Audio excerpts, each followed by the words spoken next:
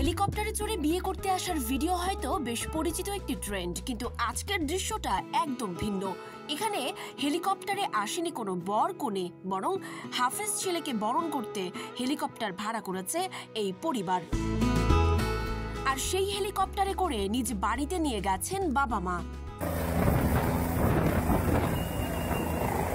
Helicopter মাঠে নামার সাথে সাথেই শিক্ষক, আত্মীয় স্বজন, সহপাঠীরা ফুলের মালা পরিয়ে বরণ করে নেন তাকে।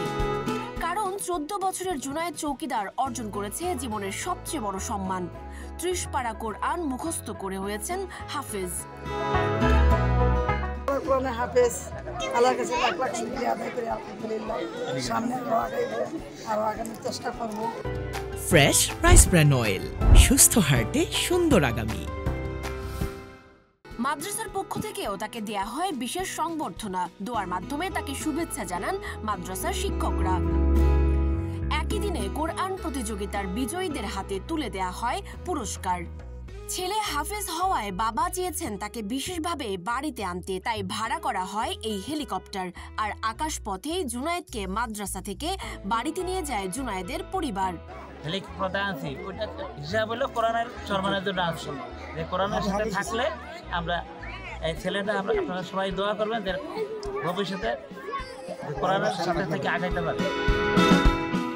মাদ্রাসার পক্ষ থেকেও জানানো হয়, পরিবার এমন সম্মান দেখালে শিক্ষার্থীদের অনুপ্রেরণা বাড়বে বহুগুণ।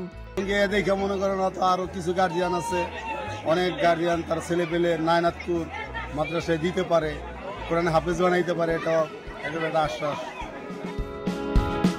মাদ্রাসা থেকে বিদায়ের মুহূর্তটি ছিল সবচেয়ে আবেগের। সহপাঠী আর শিক্ষকদের চোখে ছিল গর্ব। মাঝখানে দাঁড়িয়ে থাকা জুনায়েদকে ফুল দিয়ে বিদায় জানাচ্ছিল সবাই। এরপর পরিবারের সবাইকে নিয়ে সে হেলিকপ্টারে বসে, আর মুহূর্তেই পুরো মাঠে ছড়িয়ে পড়ে উচ্ছ্বাস।